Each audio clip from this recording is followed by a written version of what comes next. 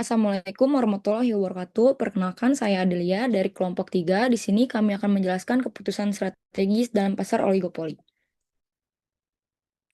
Yang pertama ada konsep dasar. Menurut buku Managerial Economic and Business Strategy karya Baye and Prince serta Managerial Economic karya Thomas and Maurice. Pasar oligopoli ditandai oleh ketergantungan strategis antar perusahaan sehingga keputusan harga dan output saling memengaruhi. Kondisi ini membuat persaingan menjadi lebih kompleks dan menjadikan pemahaman model Conrad, Bertrand, dan Stackelberg penting sebagai dasar pengambilan keputusan manajerial yang efektif dan berkelanjutan. Lalu ada landasan teori, Baye dan Prince mendefinisikan pasar oligopoli sebagai struktur pasar yang terdiri dari beberapa perusahaan besar yang saling bergantung secara strategis. Dalam pasar ini, laba perusahaan tidak hanya ditentukan oleh keputusan internal, tetapi juga oleh keputusan perusahaan pesaing. Yang pertama ada model Carnot, persaingan output. Model Carnot menggambarkan persaingan oligopoli di mana perusahaan menentukan jumlah output secara simultan dengan asumsi bahwa output pesaing bersifat tetap. Lalu di sini ada kurva reaksi fungsinya dari Carnot, yaitu masing-masing perusahaan menentukan jumlah output optimalnya dengan mengasumsikan bahwa output pesaing bersifat tetap. Titik perpotongan antara kurva reaksi perusahaan A dan B menunjukkan keseimbangan Carnot. Pada titik ini, kedua perusahaan telah memaksimalkan laba dan tidak memiliki intensif untuk mengubah tingkat output secara sepihak. Lalu ada model Bertrand, yaitu persaingan harga. Dalam model Bertrand ini, perusahaan bersaing melalui penetapan harga dengan mengasumsikan harga pesaing bersifat tetap. Untuk produk homogen, persaingan harga mendorong perusahaan menurunkan harga hingga mendekati biaya marginal. Lalu di sini ada kurva Bertrand Competition demand NMC, yaitu di mana perusahaan bersaing melalui penetapan harga. Kurva permintaan yang menurun mencerminkan hubungan antara harga dan jumlah permintaan, sedangkan garis biaya marginalnya bersifat horizontal. Dalam kondisi produk homogen, persaingan harga mendorong harga turun hingga mendekati biaya marginal, yaitu P sama dengan MC.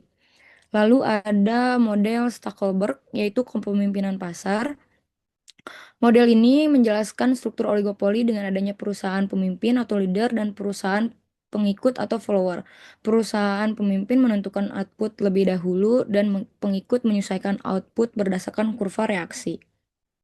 Di sini ada kurva Stackelberg, yaitu di mana perusahaan pemimpin menentukan output lebih dahulu, sementara perusahaan pengikut menyesuaikan output berdasarkan kurva reaksinya. Dengan mengantisipasi respon perusahaan pengikut, perusahaan pemimpin memperoleh keunggulan strategis dan mampu mencapai tingkat laba yang lebih tinggi. Lalu yang terakhir ada kolusi dan kartel dalam pasar oligopoli. Dalam kondisi kartel, keputusan output tetap mengikuti prinsip maksimal laba, yaitu MR sama dengan MC, namun diterapkan pada tingkat industri bukan perusahaan individual.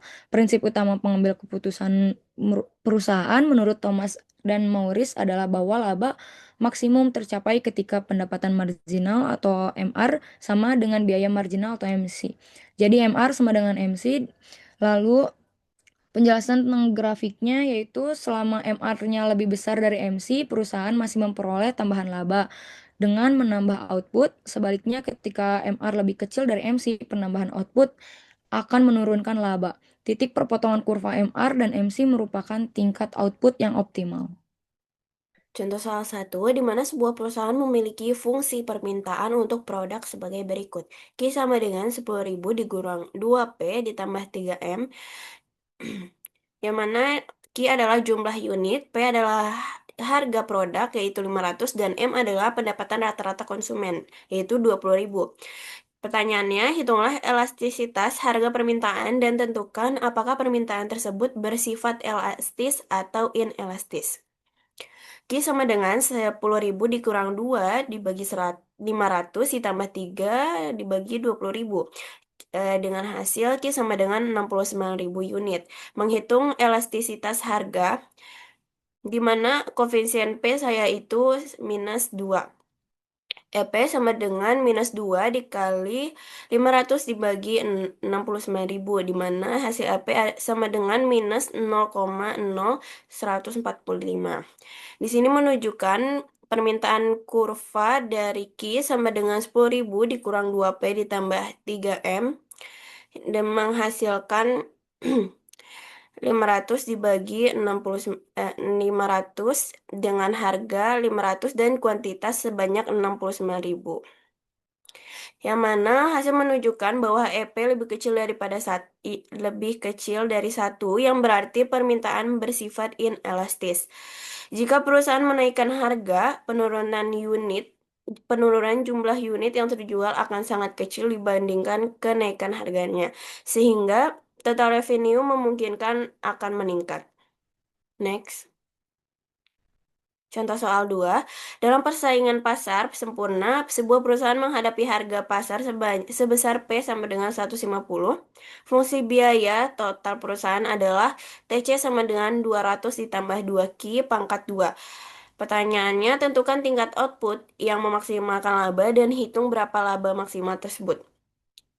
P sama dengan MC, yang Pi 150 sama dengan 4Q. Q sama dengan 150 dibagi 4 yang menghasilkan 30,5 unit. Untuk menghitung total laba, yang mana Pi sama dengan TR dikurang TC yang menghasilkan 5.625.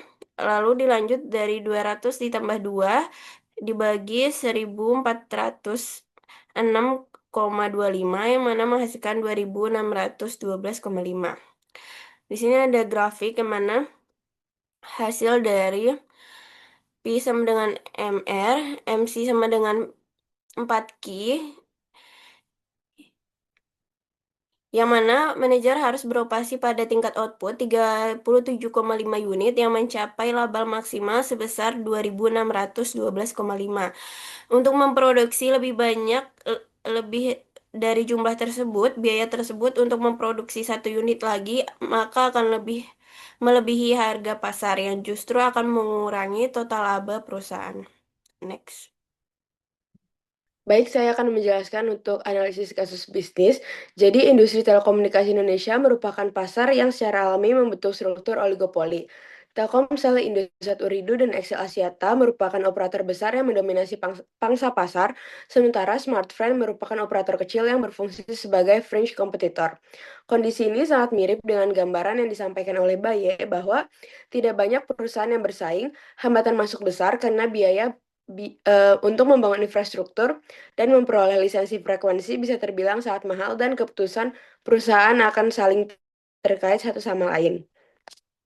Konsep serupa juga dijelaskan dalam buku yang ditulis oleh Thomas dan Maurice melalui pendekatan game theory, khususnya melalui reaction function, yang merupakan gambaran strategi terbaik suatu perusahaan ketika menghadapi keputusan tertentu dari kompetitor. Dalam industri ini, pola akan saling mempengaruhi sehingga menunjukkan struktur pasar mengikuti model oligopolistik.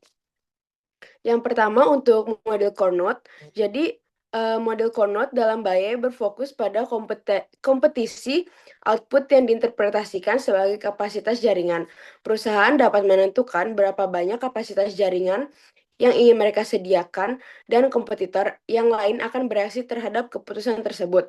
Kapasitas yang menciptakan keunggulan kualitas layanan ini dibuat oleh Telkomsel, dan operator lainnya akan menyesuaikan kapasitas mereka dalam fungsi reaksi terhadap apa yang sudah dilakukan oleh Telkomsel. Next. Pada model Bertrand dijelaskan bahwa perusahaan bersaing melalui harga. Jadi ketika produk relatif homogen seperti paket data kuota GB tertentu, maka perusahaan cenderung menurunkan harga hingga mendekati biaya marginal. Hal ini terjadi di Indonesia pada tahun 2019 sampai 2021. Jadi terjadi perang harga yang cukup intens. Jadi XL meluncurkan paket kuota besar dengan harga yang rendah diikuti oleh Indosat. Situasi ini persis dengan Bertrand paradoks yang dijelaskan oleh Baye bahwa margin keuntungan turun karena kompetisi margin keuntungan karena harga yang ketat dan produk tidak terdiferensiasi. Next. Dalam model Stackelberg, Jadi model ini merupakan variasi dari core node di mana perusahaan bertindak sebagai leader dan memilih output terlebih dahulu. Telkomsel jelas berperan sebagai leader dalam investasi ini. Keunggulan tersebut didapatkan Telkomsel karena Telkomsel secara konsisten berinovasi besar pada infrastruktur dan kemudian mengunci posisi pasar dan mempengaruhi strategi pesaing. Operator lainnya seperti XL dan Indosat berfungsi sebagai pengikut atau follower yang menyesuaikan strategi berdasarkan kapasitas yang sudah dipilih lebih dahulu oleh Telkomsel. Dominasi investasi Telkomsel membuatnya mampu bertahan di pangsa pasar yang besar dan profit yang lebih tinggi. Next. Strategi kolusi dan kartel. Jadi dijelaskan bahwa kartel dapat meningkatkan profit namun cenderung tidak stabil karena setiap anggotanya memiliki insentif cheating atau menyimpang dari perjanjian karena setiap anggota memperoleh profit yang lebih besar. Meskipun tidak ada bukti bahwa kartel eksplisit, adanya momen kenaikan harga paket yang serentak mengindikasikan upaya menjauhi hasil dari Bertrand. Next. Berdasarkan teori oligopoli dalam model Bertrand, Cornwell, Stackelberg, dan Kartel, berikut adalah insight atau rekomendasi strategis bagi para manajer. Yang pertama itu jadi menggunakan analisis reaction function untuk mengoptimalkan keputusan kapasitas. Jadi setiap keputusan investasi kapasitas harus dibuat dengan mempertimbangkan respon output kompetitor. Rekomendasi untuk manajer lakukan simulasi fungsi reaksi kompetitor untuk menghindari investasi berlebihan. Yang kedua ada prioritaskan diferensiasi dan kompetisi output untuk menghindari Bertrand Trap. Jadi manajer perlu fokus pada investasi output dan diferensiasi layanan bukan pada harga murni. Rekomendasi untuk para manajer adalah menggunakan diferensiasi sebagai strategi untuk memungkinkan penetapan harga di atas biaya marginal sehingga profit margin tetap terjaga dan tidak terperangkap dalam hasil destruktif. Yang ketiga ada menguntungkan strategi first mover secara selektif. Jadi keunggulan Stackelberg's leader memberikan profit yang paling tinggi. Rekomendasi untuk manajer adalah untuk operator leader pertahankan keunggulan melalui investasi masif yang sulit ditiru. Dan untuk follower perlu fokus untuk menjadi leader di segmen pasar. Dan yang terakhir ada kelola risiko regulasi kartel atau kolusi tacit. Meskipun tacit collusion dapat menaikkan profit kolektif, resiko regulasi sangat tinggi. Rekomendasi untuk manajer adalah dengan menjaga batas regulasi. Peningkatan profit harus didorong melalui inovasi layanan dan efisiensi operasional, bukan melalui pola harga paralel yang cukup mencolok. Next. Kesimpulannya, jadi kasus industri telekomunikasi Indonesia menjadi contoh nyata bagaimana teori oligopoli bekerja dalam praktik. Perang harga paket, persaingan kapasitas jaringan, hingga dominasi Telkomsel dalam investasi infrastruktur memperlihatkan karakteristik core node, Bertrand maupun Stackelberg berjalan secara bersamaan dan secara keseluruhan, teori oligopoli memberikan panduan yang jelas bagi manajer dalam memahami dinamika kompetisi yang tidak selalu terlihat secara eksplisit.